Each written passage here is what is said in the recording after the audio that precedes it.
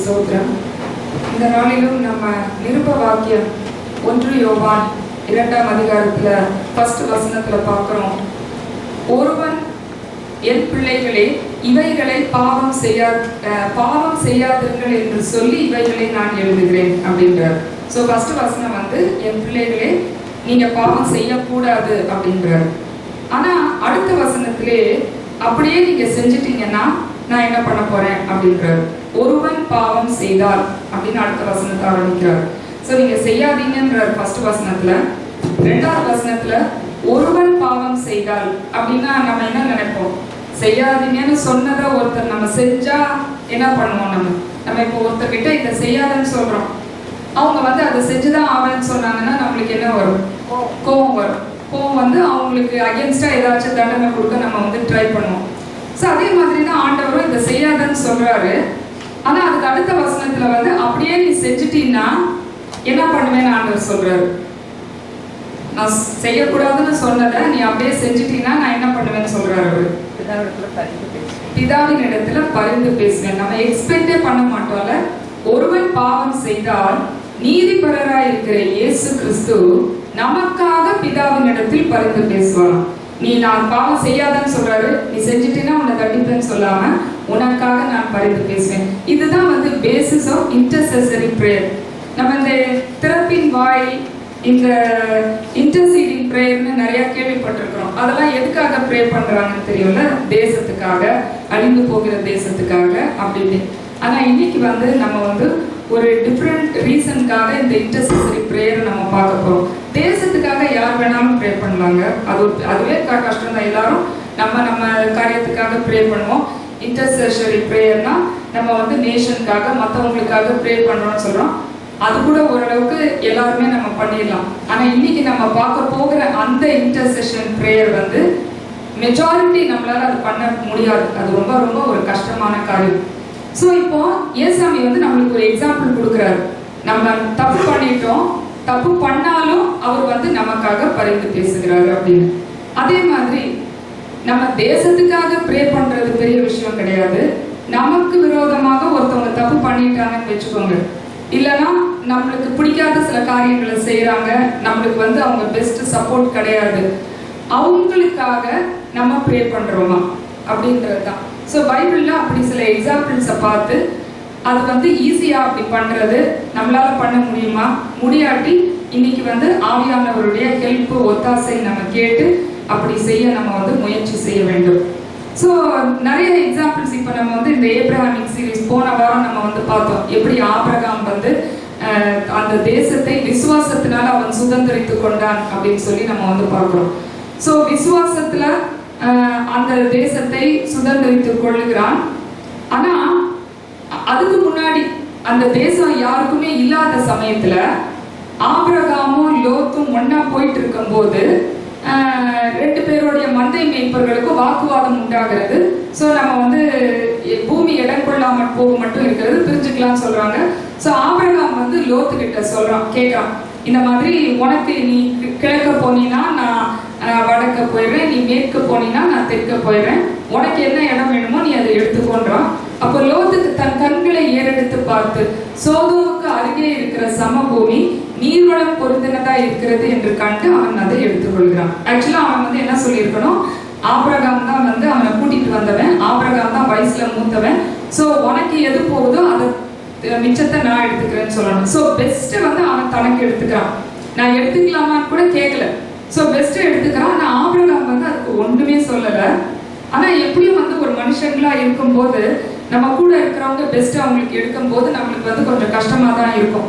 ஆனா அவன் அதுக்கு ஒண்ணுமே சொல்லல. கடைசியில பாத்தீங்கன்னா லோத்துனுடைய சாய்ஸ் அந்த இடத்துல கடவுள் லோத்தை அந்த இடத்துல அந்த தேசத்தையே தண்டிக்கிறார். ஏன்னா சோதோம் குமரா தேசத்துல இருக்கிறவங்க எல்லாம் ரொம்ப அக்கிரமம் பெருத்த ஜனங்கள்னு பாக்குறோம். அப்படி பார்த்தா ஆபிரகாமும் கானான் தேசத்துக்கு போகிறான். கானானியரும் ஒன்றும் ரொம்ப நல்லவங்கலாம் கிடையாது.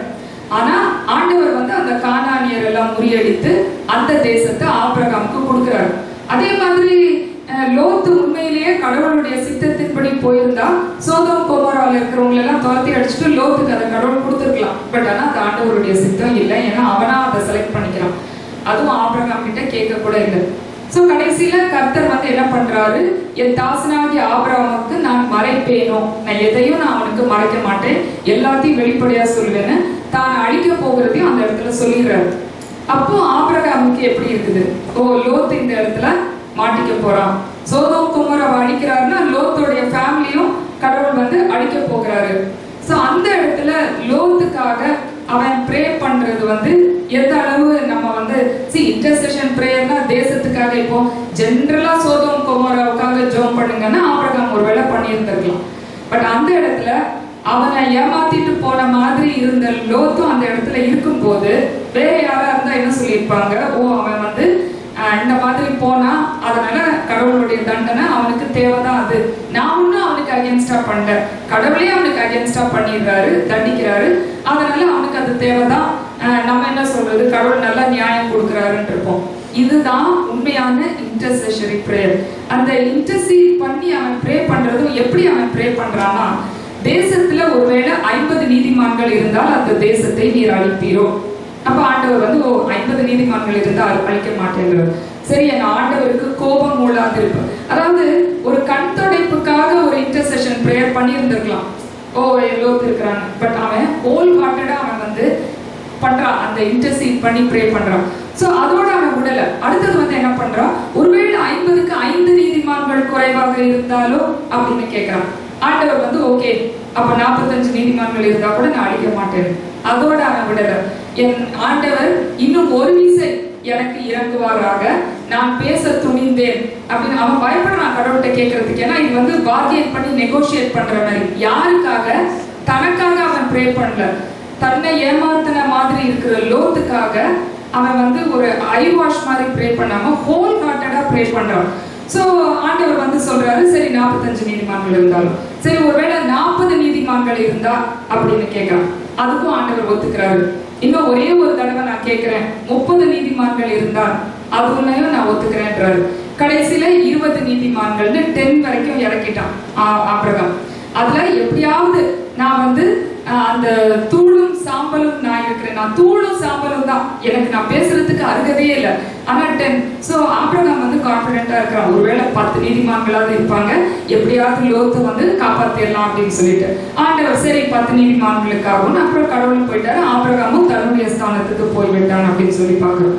அப்போ இந்த மாதிரி இன்டர்சீட் பண்ணி ப்ரே பண்றது, நேஷனுக்காக எல்லாரும் ப்ரே பண்ணலாம், ஆனா அந்த நேஷன்ல நமக்கு விரோதிகள் இருக்கும் போது, நமக்கு நன்மை செய்கிறவங்க செய்யாதவங்க அந்த இடத்துல இருக்கும் போது அவங்களுக்காக நம்ம வேண்டுதல் செய்கிறோமா?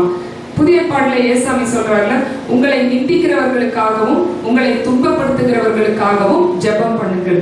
அதுதான் இந்த மாதிரி உள்ள இன்டர்சீட் பண்ற ஒரு பிரேயர். சோ அது ஒரு எக்ஸாம்பிள். இன்னைக்கு ஆல்ரெடி இந்த எக்ஸாம்பிள் பைபிள்ல இருந்தனால நான் வந்து இதை சொல்லிட்டேன். வேற என்ன எக்ஸாம்பிள்ஸ் நம்ம இன்டர்சீட் பண்ணி இந்த மாதிரி விரோதமா பண்ணி அவங்களுக்காக போய் ப்ரே பண்றது வேற என்ன நம்ம பைபிள்ல பார்க்கிறோம்?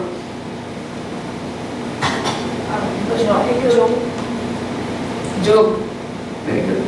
வேற யார்?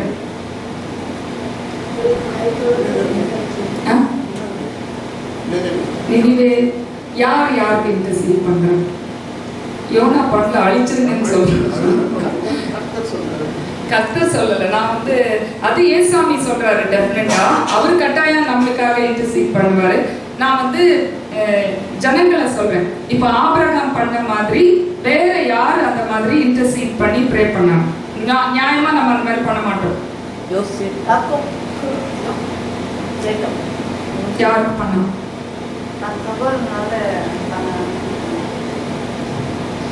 பண்றோம், பட் அந்த மாதிரி இன்டர்சீட் பண்ணி கடவுள் கிட்ட ப்ரே பண்ணது ஏசாமி பண்றாரு. டெஃபினட்டா கடவுள் கிட்ட இன்டர்சீட் பண்ணி ப்ரே பண்ண மன்னிச்சு விட்டுறான், அது வேற. டெஃபினட்டா. ஓகே, இன்னொரு எக்ஸாம்பிள் நான் சொல்றேன். மோசே வந்து ஒரு எத்தியோப்பிய ஸ்திரியை கல்யாணம் பண்றான், ரைட்? ஒரு எத்தியோப்பியா ஸ்திரியை திருமணம் செய்யறான். அப்போ அந்த இடத்துல மோசேயுடைய பிரதர் ஆரோனும் அவனுடைய சிஸ்டர் மிரியாமும் 2 பேரும் வந்து எத்தியோப்பிய ஸ்திரீ நிமித்தம் அவனிடத்தில் வாக்குவாதம் பண்ணுகிறார்கள், சண்டை பிடிக்கிறாங்க, நீ எப்படி அந்த ஸ்திரியை திருமணம் செய்யலான்னு. அப்போ அவங்க என்ன அதோட எப்படி எல்லாம் சண்டை பிடிக்கிறாங்க பாருங்க. நீ என்ன பெரிய கடவுளுடைய பிள்ளையா, இன்னைக்கு நம்ம வந்து உண்மையான கடவுளுடைய பிள்ளைகளாக இருக்கும்போது நமக்கு விரோதமாக வாக்குவாதம் பண்ணும்போது கேட்பாங்க அந்த மாதிரி, நீ பெரிய கடவுளுடைய பிள்ளையா, உன்கிட்ட தான் கடவுள் பேசுவாங்களா, ஏன் எங்க கிட்ட எல்லாம் பேச மாட்டாங்களா அப்படின்னு அவன் கூட பிறந்த பிரதர் அண்ட் சிஸ்டர் மோசேட்ட கேட்கிறாங்க. கர்த்தர் மோசையோட கூட மாத்திரம் தான் பேசுவாரா, ஏன் எங்க கூட எல்லாம் பேச மாட்டாரா அப்படின்னு கேட்கிறாங்க. மோசைக்கு எவ்வளவு கஷ்டமா இருந்திருக்கும். ரெண்டு பேரும் சேர்ந்துக்கிட்டாங்க. It's odds 2 against 1. ஸோ ஃபேமிலியில் அவங்க எல்லாம் ஒரு பக்கம், மோசே தனியா இருக்கிறான். ஆனா அவன் உண்மையான கடவுளுடைய ஒரு பிள்ளை. ஆனா வந்து அவனுக்கு விரோதமா அவங்க ரெண்டு பேரும் அப்படி குற்றம் சாட்டுகிறாரு. அப்போ கடவுள் வந்து என்ன பண்றாரு, மோசேயையும் மிரியாமையும் ஆரோனையும் 3 பேரையும் கூட வாசலை விட்டு இந்த இடத்துக்கு வான்னு சொல்லி கூப்பிடுறாங்க. ஸோ அவங்க 3 பேரும் அந்த இடத்துல வந்து நிக்கிறாங்க. அப்போ வந்து கர்த்தர் வந்து சொல்லுகிறாரு, ஒரு மனுஷன் கிட்ட கடவுள் பேசணும்னா எப்படி பேசுவார், சொப்பனத்தினாவது தரிசனத்தினாலாவது பேசுவார். ஸோ ஐதர் ஒரு ட்ரீம்னாலேயோ விஷன் மூலமோ கடவுள் வந்து மனுஷங்க கிட்ட பேசுவாங்க. ஆனா மோசே வந்து ஸ்பெஷல். அப்படி சொப்பனம் மூலமோ தரிசனம் மூலமோ நான் அவன்கிட்ட பேசுறது இல்ல, நான் அவனிடத்தில் முகமுகமாய் பேசுகிறேன், ஏனெனில் மோசே என் வீட்டில் எங்கும் உண்மை உள்ளவன் அப்படின்றான். இன்னைக்கு வந்து அப்படின்னு கடவுள் வந்து சொல்றாரு. சோ இன்னைக்கு வந்து நம்ம கூடயும் கடவுள் வந்து முகமுகமாய் பேசுகிறது போல அவருடைய வார்த்தையின் மூலம் வசனத்தின் மூலம் நம்மோடு கூட பேசுகிறார். சோ அப்பவே நம்மளுக்கு தெரியும் கடவுள் வந்து நம்ம கூட இருக்கிறாரு அப்படின்றது. அதுக்காக எல்லாருமே பர்ஃபெக்ட்னு கிடையாது, ஆனா கடவுள் நம்ம கூட இருக்கிறாரு அப்படின்ற ஒரு அஷ்யூரன்ஸ், ஒரு கான்ஃபிடன்ஸ் வந்து நம்மளுக்கு வந்து இருக்கும். சோ கடவுளே இறங்கி வந்து சொல்றாரு அந்த 2 பேர்கிட்டையும், அப்படிப்பட்ட மோசே என் வீட்டில் எங்கும் உண்மை உள்ளவன், அவனுக்கு விரோதமாக நீங்க எப்படி பேசலாம், உங்களுக்கு எப்படி துணிச்சல் வந்ததுன்னு சொல்லிட்டு கடவுள் போயிடுறாரு. போனதுக்கப்புறம் பார்த்தா மிரியாமுக்கு அந்த இடத்துல உறைந்த மலையை போல வெண்குஷ்டம் ஆகிவிட்டது. ஸோ வெண்குஷ்டம் ஆயிடுச்சுன்னா இப்போ யாருக்கு கஷ்டம், மோசையோடைய சிஸ்டர். மோசைக்கு தான். எங்க வீட்டுல சில சமயம் எங்க அப்பா வந்து ஏதாச்சும் எங்க அம்மாவை கோவத்துல சொல்லிட்டாங்கன்னா, உனக்கு ஏதாச்சும் ஆச்சுன்னா கடைசியில அதுவும் எனக்கு தான் கஷ்டம் அப்படின்னுவாங்க, நான் தான் உனக்காக ப்ரே பண்ணணும் அப்படின்னு சொல்லுவாங்க. So that's how it is.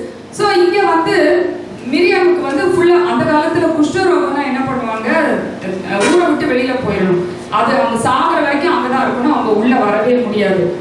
அப்போ ஆரோன் அதை பார்த்து பயந்து போயிடுறான். அந்த மேகம் அதெல்லாம் கலைஞ்சதுக்கு அப்புறம் மிரியாமா பார்க்கறான், பயங்கரமா இருக்கிறா.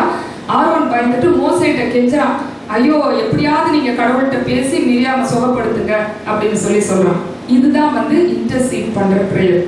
மோசே என்ன சொல்லியிருக்கணும், உங்களுக்கு எவ்வளோ இது இருந்தா நீங்க 2 பேரும் எனக்கு விரோதமா இப்படி பேசியிருக்கலாம், எனக்கு விரோதமா பேசினதுக்கு கடவுளுடைய தண்டனையை நீங்க அனுபவிக்கிறீங்க, இப்பமாவது உங்களுக்கு புத்தி வரட்டும் அப்படின்னு மோசே வந்து சொல்லியிருக்கணும். ஆனா மோசே அப்படி சொல்லாமல் ஆண்டவரிடம் மிரியாமுக்காக கர்த்தாவே அவளை குணமாக்கும் என்று சொல்லி கெஞ்சி பிரார்த்தித்தான். சும்மா ஒரு ஐ வாஷ்காக சரி அவளை சுகப்படுத்துங்க அப்படின்ட்டுலாம் சொல்லுங்க, எப்படியாவது அவளை சுகப்படுத்தும் என்று சொல்லி கெஞ்சறான் நான் கடவுள்கிட்ட. தனக்கு ஒரு பிரச்சனை வந்தா கெஞ்சற மாதிரி தனக்கு விரோதமா பேசின அந்த மிரியாம, நீ பெரிய ஆளா, உன் கூட தான் கடவுள் பேசுவாரா, என் கூட பேச மாட்டாரான்னு சொல்லி முடிச்ச அதே மிரியாமுக்காக மோசே வந்து கடவுள்கிட்ட கெஞ்சி பிரார்த்தித்தான் அப்படின்னு சொல்லி பார்க்கிறோம். ஆனா கடவுள் வந்து என்ன சொல்றாரு, ஒரு தகப்பன் தன்னுடைய மகளுடைய முகத்துல காரி துப்புனா கூட ஒரு வாரம் வந்து அவ வந்து அவமானப்பட வேண்டியதா இருக்கும். அதனால நான் 1 வாரம் அவ வந்து இப்படியே இருக்கட்டும், அப்பதான் அவளுக்கும் புத்தி வரும், 1 வாரம் இருக்கட்டும், அதுக்கப்புறம் நீங்க வந்து நான் சரிப்படுத்துறேன்னா அதே மாதிரி சரிப்படுத்திடுறாரு. அதுக்கப்புறம் அந்த 1 வாரம் அது வரைக்கும் அந்த யாரும் வந்து கானான் தேசத்துக்கு பிரயாணப்பட்டு போகல, எல்லாரும் அங்கே வெயிட் பண்றாங்க மிரியாமுக்கு சுகமாகட்டும். சுகமானதுக்கப்புறம் எல்லாரும் ஒன்னா சேர்ந்து போறாங்க அப்படின்னு சொல்லி பார்க்கிறோம். இது ஒரு இன்டர்சீட் பண்ற ஒரு பிரேயர். தேசத்துக்காக யார் வேணாலும் ப்ரே பண்ணிடலாம்ல, ஆண்டவரே இந்த தேசத்துக்காக, சைனாக்காக, இந்த யூரோப்புக்காக, ரஷ்யாக்காக, இதுக்காக நம்ம தனித்தனியா போட்டு ப்ரே பண்ணிடலாம். ஆனா இந்த ஒரு பாயிண்ட் கொடுத்தா எத்தனை பேர் நம்ம வந்து ஹோல் ஹார்ட்டடா நம்ம ப்ரே பண்ணுவோம். ரொம்ப ஒரு கஷ்டமான காரியம்.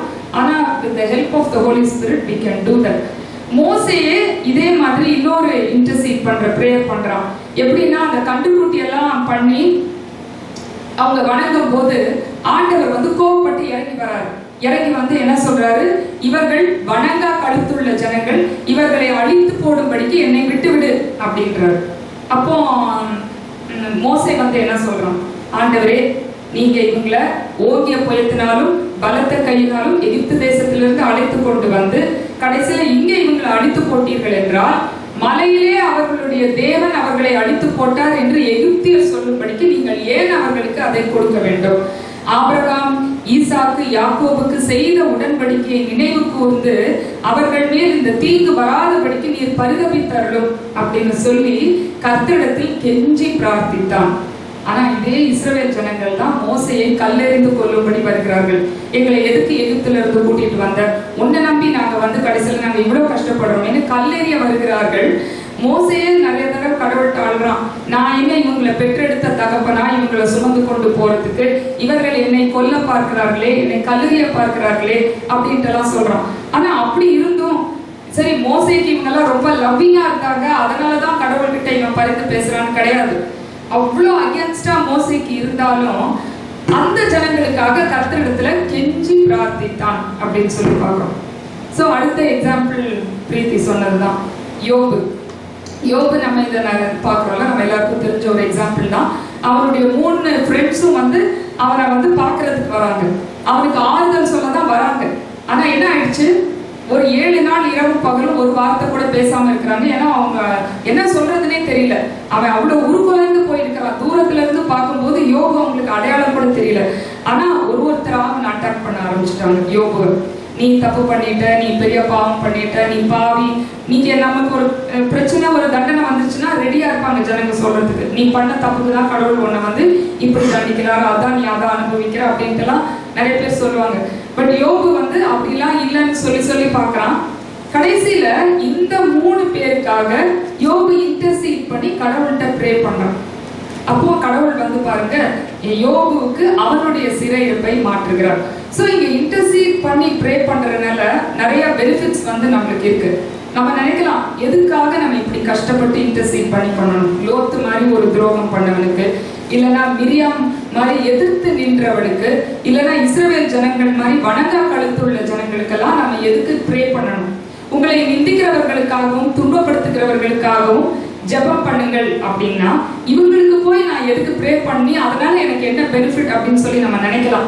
ஆனா ஆண்டவர் அப்படி நம்ம ப்ரே பண்ணும்போது நம்முடைய சிறையிருப்பை மாற்றுகிறார். அது ஒரு பெரிய ஒரு அட்வான்டேஜ். 2வது, யார் நமக்கு விரோதமாக செய்கிறார்களோ அவங்களுக்கு கடவுள் ஒரு லெசன். யோபுனுடைய ஃப்ரெண்ட்ஸ் கிட்ட கடவுள் சொல்றாரு, நீ போய் யோபுவின் இடத்துல போய் கேட்டு பலி செலுத்து அப்படின்னு சொல்லி அனுப்புறாங்க.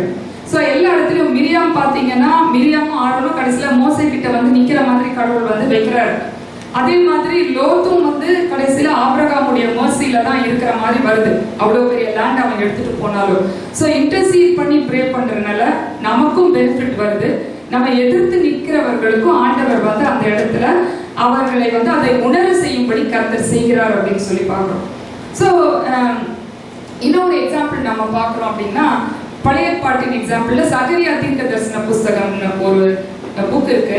அதுல வந்து ஒரு பிரதான ஆசாரியன் யோசுவா அப்படின்னு ஒரு பிரதான ஆசாரியன் இருக்கார்.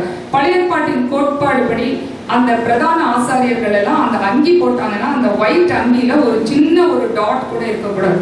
ஒரு சின்ன ஒரு பிளெமிஷோ அழுக்கோ இருந்துச்சுன்னா அவங்க வந்து அந்த ஜனத்தில் இராதபடிக்கு அறுப்புண்டு போக கடவர்களாம். அவ்வளோ பர்ஃபெக்டா அதை வந்து அவங்க ஃபாலோ பண்ணணும். அதனாலதான் பின்னாடி ஏசாமி சொல்றாரு, வெள்ளை அடிக்கப்பட்ட கல்லறைகளே, அவ்வளோ பர்ஃபெக்டா வெளியில இருக்கிறீங்க, ஆனா உள்ள ஃபுல்லா நீங்க ஒரு படத்தை போலதான் இருக்கிறீங்க.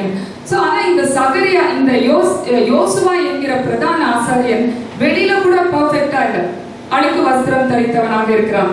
அப்போ கடவுள் வந்து யோசுவாவோட நிற்கும் போது சாத்தானும் அங்க வந்து நிக்கிறான்.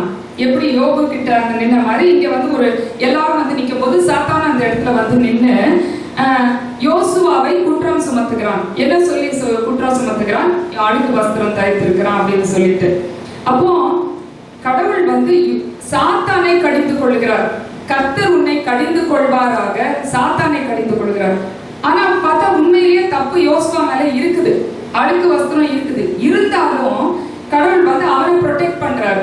ஆமா, இவன் அழுக்கு வஸ்திரம் தரித்தவன் தான், அதனால இவன் தண்டனைக்கு பாத்திரம் தான் அப்படின்னு சொல்லாம சாத்தான சொல்றாரு, நான் இவனை எவ்வளவு கஷ்டப்பட்டு நான் மீட்டு அக்கினியில் தப்பின ஒரு கொள்ளியை போல. இப்போ ஒரு விறகு அடுப்பை பார்த்துருக்கிறவங்களுக்கு தெரியும், ஒரு கொள்ளி கட்டையை எடுத்து அந்த விறகுக்குள்ள போடுறோம்னு வைங்க, அது எரியுது. அதுல ஏதாவது ஒரு கட்டையை நம்ம சேவ் பண்ணணும்னு நினைச்சோம்னா எப்படியாவது அதை வெளியில எடுத்து we try to save it. So அந்த மாதிரி கடவுள் வந்து நம்மளை காப்பாத்தி இருக்கிறேன். இந்த யோசுவாவை காப்பாத்தி இருக்கிறேன். அவனை போய் நீ திருப்பியும் நீ வந்து குற்றம் சுமத்தி அவனை தண்டிச்சு அவனை அழிக்கணும்னு பாக்குறியே, நான் விடவே மாட்டேன் அப்படின்னு சொல்லி, அப்படியே அவன் மேல தப்பு இருந்தா கூட ஆண்டவர் வந்து அவனுக்கு சுத்தமான பாகையை வைத்து சுத்தமான வஸ்திரம், அதுக்காக அழுக்காகவே இரு, நீ தப்பு பண்ணதோட இருன்னு ஆண்டவர் சொல்லல, அவனை பரிசுத்தப்படுத்துகிறார். அவருதான் அவனை அவனா வந்து நான் சுத்தமாக்கிறேன். இன்னைக்கு நம்மளே வந்து நம்ம பரிசுத்தமான வாழ்க்கை வாழ்றேன்னு சொல்லிட முடியாது. ஆண்டவர் தான் நமக்கு ரட்சிப்பின் வஸ்திரத்தையும் நீதியின் சால்வையும் கொடுத்து வைக்கிறார். யோசுவா என்கிற அந்த பிரதான ஆசாரியனை ஆண்டவர் வந்து அந்த இடத்துல பரிந்து பேசி அவனை காப்பாத்துக்கிறார்னு பாக்குறோம். அதே மாதிரிதான் அந்த விபச்சாரத்துல கையும் மெய்யுமாய் பிடிக்கப்பட்ட ஸ்திரீ, அவளை வந்து கடவுள் வந்து என்ன பண்றாரு, நீ போகலாம், இனி பாவம் செய்யாதுன்னு சொல்லி. சோ இந்த மாதிரி இவங்க எல்லாம் அழிக்கப்பட வேண்டிய ஜனங்கள், ஆனா கடவுள் வந்து அவங்களுக்கு எல்லாருக்கும் ஒரு செகண்ட் சான்ஸ் வந்து கடவுள் வந்து கொடுக்குறாரு. சோ நமக்காக அதான் நம்ம இன்னைக்கு பாக்குறோம். ஒருவன் பாவம், என் பிள்ளைகளே பாவம் செய்யாதிருங்கள் என்று நான் உங்களுக்கு எழுதுகிறேன். ஆனால் ஒருவன் பாவம் செய்தால், ஓகே பண்ணிட்டோம்னு வச்சுக்கோங்க, நீதிபரராய் இருக்கிற இயேசு கிறிஸ்து நமக்காக பிதாவின் இடத்தில் பரிந்து பேசுகிறவராய் இருக்கிறார். சோ அப்படி அவர் நமக்கு பரிந்து பேசுகிறாரு. ஆனா இனி பாவம் செய்யாதேன்னு ஆண்டவர் வந்து நம்மளுக்கு சொல்றாரு. ஆனா நம்ம வந்து இஸ்ரவேல் ஜனங்கள் இன்னும் நம்மளே கூட சில சமயம் அதே ஆண்டவர் நமக்காக அவர்தான் பரிந்து பேசுவாருங்க, நம்ம என்ன வேணா பண்ணிக்கலாம், எப்படி வேணா இருந்துக்கலாம் அப்படின்னு சொல்லி நம்ம இருந்தோம்னா என்ன ஆகும்? நம்ம எரேமியா 15ஆம் அதிகாரம் முதல் வசனத்துல வாசிக்கிறோம், மோசேயும் சாமுவேலும் எனக்கு முன்பாக வந்து நின்றாலும் இந்த ஜனங்களுக்கு நான் பரிதபிக்க மாட்டேன், இவர்களை என் முகத்து நின்று துரத்தி விடு அப்படின்றாரு. மோசேயே வந்து என்கிட்ட கேட்டா கூட நான் என்ன பண்ணேன்? இப்போ மோசே மிரியாமுக்காக கேட்டு கடவுள் இறங்குறாரு. மோசே இஸ்ரவேல் ஜனங்களுக்காக இந்த மாதிரி இன்டர்சீட் பண்ணி ப்ரே பண்ணி கடவுள் இறங்குறாருன்னு சொல்றாருல. அக்கிரமம் ரொம்ப பெருசானக்கு அப்புறம் அப்படியே மோசையே வந்து கேட்டா கூட நான் இறக்க மாட்டேன் அப்படின்றாரு. சோ இன்னைக்கு நம்ம மற்றவர்களுக்காக அந்த இன்டர்சீட் பண்ணி ப்ரே பண்ணணும். நமக்காக வேற யாராவது ஒருவேளை அப்படி நமக்காக யார் இன்டர்சீட் பண்ணி ப்ரே பண்ண போறா? ரொம்ப கஷ்டம். ஏசாமி தான் நமக்கு இன்டர்சீட் பண்ணி ப்ரே பண்றாரு. ஆனா சான்சஸ் நிறைய கொடுக்குறாரு. அதையும் தாண்டி நம்ம செஞ்சோம்னா மோசே மாதிரி இல்லைன்னா சாமுவேலே நமக்காக வந்து அந்த மாதிரி ஒரு பரிசுத்தவான்களே கூட நமக்காக வந்து பரிந்து பேசினா ஆண்டவர் அதை கேட்க போறது இல்லை அப்படின்றது. ஸோ நமக்கு இந்த கிருபையின் காலம், இந்த கிரேஸ் பீரியட், அதுதான் நம்ம இந்த புதிய பாட்டின் வேத புத்தகத்துல நம்ம வாசிச்சோம். அந்த அத்திமரம் உவமை, ரைட்? அதுல வந்து கனியே இல்லை, ஆனா அந்த மரம் நல்லா பெருசா இருக்குது, இடத்த நல்லா அடைச்சிட்டு இருக்குது. சோ அந்த எஜமான் வந்து தோட்டக்காரனை கூப்பிட்டு சொல்றான், இது நல்லா பெரிய அத்தி மரமா இருக்கு, இவ்வளவு இடத்த ஆக்கிபை பண்ணிட்டு ஸ்பேஸ் ஆக்கிபை பண்ணிட்டு இருக்குது. சோ இந்த அத்தி மரத்தை வெட்டி போட்டுருங்க, இதுல வந்து இது தேவையில்லை, இது நிலத்தையும் வேஸ்ட் பண்ணிட்டு இருக்குது, கனியும் இதுல இல்லை அப்படின்னு. ஆண்டவர் வந்து அப்ப அந்த தோட்டக்காரன் வந்து என்ன சொல்றான்? தோட்டக்காரன் தான் இயேசு கிறிஸ்து, எஜமான் தான் பிதாவானவர். அப்ப அந்த தோட்டக்காரன் சொல்றான், இந்த ஒரே ஒரு வருஷம் இருக்கட்டும், நான் இதுக்கு கொத்தி எரு போட்டு இது வந்து கனி கொடுக்குதான்னு பார்ப்போம், இருந்தா வச்சுக்கலாம், இல்லைன்னா வெட்டி போட்டுக்கலாம். ஸோ அந்த 1 year வந்து கிரேஸ் பீரியட் மாதிரி ஆண்டவர் கொடுக்குறாரு. ஸோ நமக்காக அவர் பரிந்து பேசிக்கொண்டே இருக்கிறார். இப்போ வந்து நம்ம வந்து கிருபையின் காலத்துல நம்ம இருக்கிறோம். அவரு நமக்காக பரிந்து பேசுகிறது போல நம்மளும் என்ன பண்ணணும்? ஆபிரகாமை போல, மோசேயை போல, யோபுவை போல, இன்னும் வேதத்தில் உள்ள அநேக பரிசுத்தவான்கள், இந்த உதாரணங்கள் எல்லாம் அவங்க எல்லாம் எப்படி இன்டர்சீட் பண்ணி ப்ரே பண்ணாங்க. சும்மா திறப்பின் வாயில் நான் இந்த நேஷன் அந்த நேஷன் அதெல்லாம் ப்ரே பண்ணணும் கட்டாயம். பட் அதை விட இதெல்லாம் பண்ண முடியாத சில இன்டர்செஷனரி ப்ரேயர்ஸ் இருக்கு. அந்த மாதிரி ஒரு ஜெபம் பண்ண கர்த்தர் நமக்கு உதவி செஞ்சு நம்ம அப்படி ப்ரே பண்ணும்போது நம்முடைய பாவங்களுக்காக ஆண்டவர் நமக்காக பரிந்து பேசி நமக்கு பாவ மன்னிப்பை கொடுப்பார் என்கிற நம்பிக்கையோடு சந்தோஷத்தோடு இந்த வாரத்திற்குள் கடந்து செல்ல கர்த்தர் தாமே நம் ஒவ்வொருவருக்கும் அப்படிப்பட்ட கிருபைகளையும் ஆசீர்வாதங்களையும் தந்தருவாராக. ஆமென்.